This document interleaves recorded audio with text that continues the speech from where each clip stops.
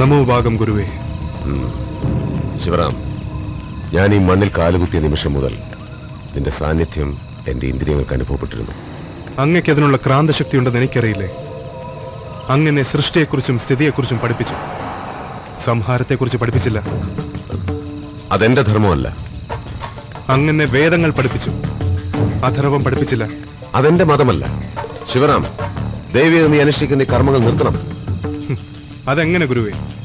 ഈ പാഴ്ശരീരം ചാരമാകുന്നത് വരെ ആത്മാന്വേഷണമാണ് അങ്ങനെ പഠിപ്പിച്ചത്. പക്ഷെ നീ നിന്റെ പാഠങ്ങൾ തെറ്റി ഉരുവിടുന്നു. നിന്റെ കർമ്മങ്ങൾ വഴിതെറ്റുന്നു. നീ ചെയ്യുന്ന ആത്മാന്വേഷണമല്ല, ആത്മനാശമാണ്. ഗുരുനിന്നെന്ന് കരുതരുത്. ഇന്ന് അങ്ങ് രക്ഷിക്കാൻ ശ്രമിക്കുന്നത് എന്തോ അതെന്റെ നാശമാണ്. സ്വയം നാശത്തിന് കീഴടങ്ങുന്നത് ആത്മഹത്യയാണ്. ആത്മഹത്യ പാപമാണെന്നാണ് ശാസ്ത്രങ്ങൾ നമ്മെ പഠിപ്പിച്ചിട്ടുള്ളത്. അതുകൊണ്ട് അങ്ങ് ഇതിൽ നിന്ന് പിന്മാറണം.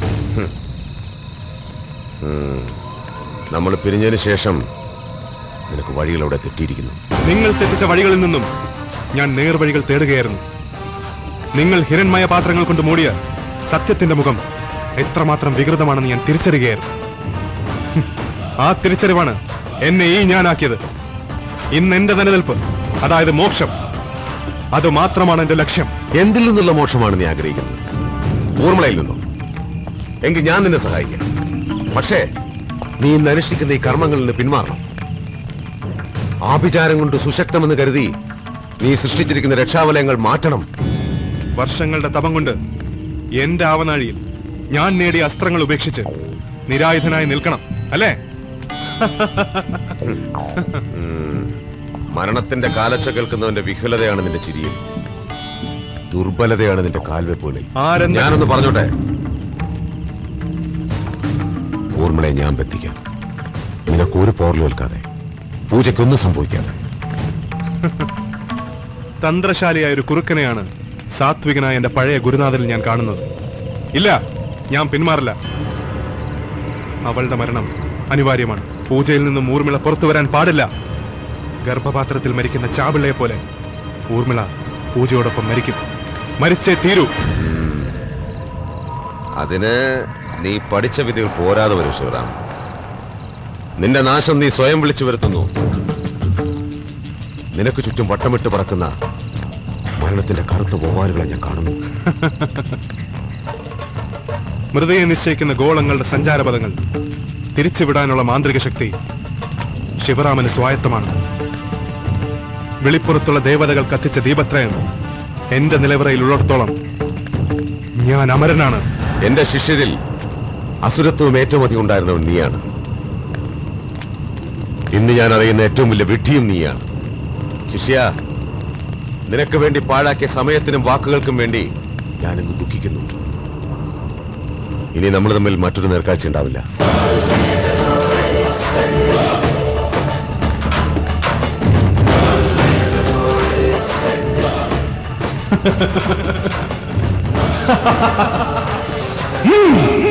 ഞാൻ അന്നേ അങ്കിളിനോട് പറഞ്ഞിരുന്നതാ, ഇങ്ങനെ ഒരു സ്ഥലത്തേക്ക് വരുന്ന എന്തിനാണ്. This will make these brats independent എന്നായിരുന്നു അങ്കിളിന്റെ ധാരണ. ഇനി അതൊക്കെ പറഞ്ഞിട്ട് എന്താ കാര്യം? Anyway, it's really a scary experience. Stephen കിങ്ങിന്റെ പുസ്തകത്തിലോ മറ്റോ വായിച്ചിട്ടുണ്ടെന്നുള്ളതല്ലാതെ. പൂജയുടെ അടുത്ത് ആരാ ഉള്ളത്? അങ്കിളും അശ്വതിയുണ്ട്. പാവം, ഹീസ് ടോട്ടലി ഷാറ്റേർഡ്. അവളുടെ അമ്മ ഇതുവരെ വിവരം അറിയിച്ചിട്ടില്ല.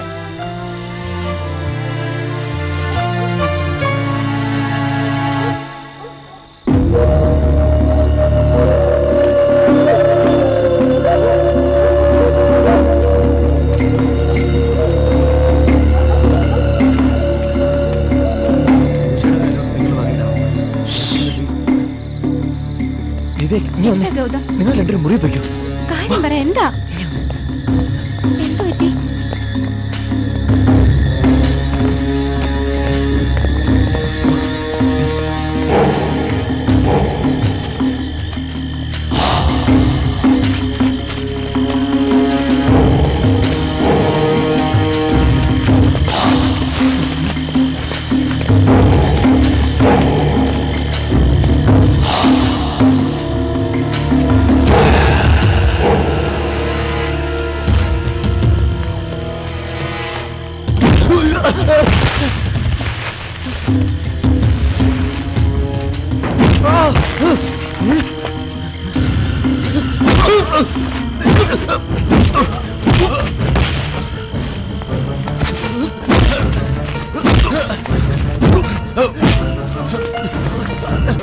വിടരുതവനെ.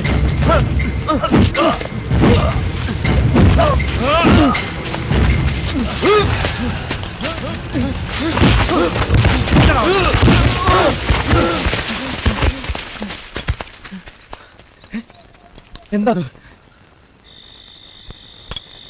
ആഭിചാരം ചെയ്യുന്ന ആരുടെയോ രക്ഷാകവചമാണിത്. വടക്കേ ഇന്ത്യയിലെ ചില ആദിവാസി സമൂഹങ്ങളാണ് ഇതുപോലുള്ള മുദ്രകൾ ഉപയോഗിക്കുന്നത്. എന്തോ ഒരു ദുരൂഹതയുണ്ട് അയാളിൽ. പല പ്രാവശ്യം എനിക്ക് അനുഭവമുണ്ട് ഇയാൾ ഈ ചുറ്റുവട്ടത്ത് കിടന്ന് കറങ്ങുന്നത്. ശിവരാമന്റെ അടിമയോ ആശ്രിതനായിരിക്കും അയാള്. കാരണം ഇതുപോലൊരു മുദ്ര ശിവരാമന്റെ കയ്യിൽ കണ്ടതായി ഞാൻ ഓർക്കുന്നു. ഒരുപക്ഷെ ഈ ഏലസായിരിക്കും അവന്റെ മനയിലേക്കുള്ള എൻട്രി പാസ്.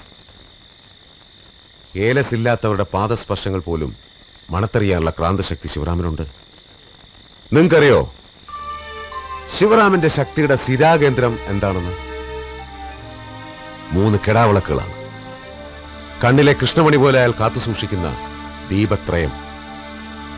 ഓരോ വിളക്കും അഭൗമമായ ഓരോ ശക്തിയുടെ പ്രതീകങ്ങളാണ്. കൂർമ്മബുദ്ധി, മാന്ത്രികം, കായികബലം. ആ വിളക്കുകൾ കത്തി നിൽക്കുന്നിടത്തോളം ശിവരാമ അജയനാണ്. അയാളെ കീഴടക്കണമെങ്കിൽ അത് കിടണം. ആ വിളക്കുകൾ കിടുമ്പോ എന്ത് സംഭവിക്കും? അവന്റെ ശക്തികൾ ഒന്നൊന്നായി ഇല്ലാതാകും. അതോടെ അവൻ നിഷ്ക്രിയനാകും. മറ്റെന്തെങ്കിലും പ്രതിവിധികൾ അയാൾ തേടിയാലോ? അതിനുള്ള കർമ്മമാണ് ഞാൻ ചെയ്യാൻ പോകുന്നത്. എന്റെ ഹോമകുണ്ടത്തിനരികിൽ ഞാൻ കത്തിക്കാതെ സൂക്ഷിച്ചിരിക്കുന്ന 3 വിളക്കുകളിലേക്ക് നാളങ്ങളായ ആ ശക്തിയെ ഞാൻ ആവാഹിക്കും. ശിവരാമന്റെ ദീപത്രയത്തിലെ വിളക്കുകൾ കെടുമ്പോ എന്റെ കളത്തിലെ വിളക്കുകൾ ഒന്നൊന്നായി തെളിയും. അതോടെ അവന്റെ ശക്തി ക്ഷയിച്ചിരിക്കും. അപ്പോ മാത്രമേ പൂജയിൽ നിന്നും ഊർമിളയെ നമുക്ക് വേർപെടുത്താനാവൂ. അല്ലെങ്കിൽ ഈ ഏലസ് ധരിച്ച് ശിവരാമന്റെ താവളത്തിൽ കയറിയാൽ ആ വിളക്കുകൾ കെടുത്താൻ സാധിക്കില്ലേ? യെസ്. പക്ഷേ അത് അത്ര നിസ്സാരമല്ല കുട്ടി. അവന്റെ ശ്രദ്ധയിൽപ്പെട്ടാൽ മരണം സുനിശ്ചിതമാണ്.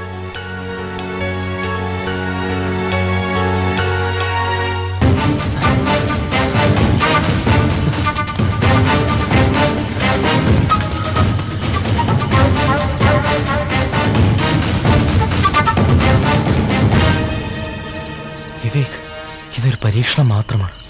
ഞാൻ ഈ ഏലസമയം അകത്ത് കിടക്കാം. നീ ഇവിടെ വെയിറ്റ് ചെയ്യണം. വേണോ? വേണോ ഗൗതം? വേണം. അറ്റ്ലീസ്റ്റ് ഇതിൻ്റെ അകത്ത് എന്താ നടക്കുന്നെങ്കിലും അറിയാലോ.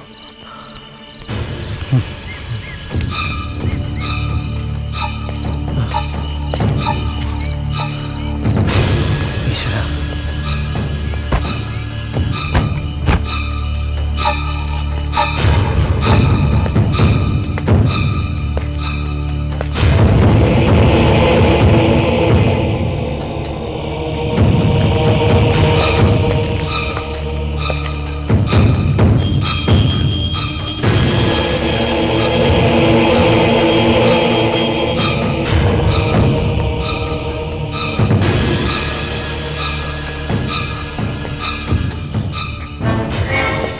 കുഞ്ഞെ, വാസുവിനെ കാണാനില്ല. പാൽക്കഞ്ഞി ഉണ്ടാക്കി ഞാൻ മേശപ്പുറത്ത് വെച്ചിട്ടുണ്ട്. ഇനി ഞാൻ അടുത്ത വെള്ളിയാഴ്ച വരും.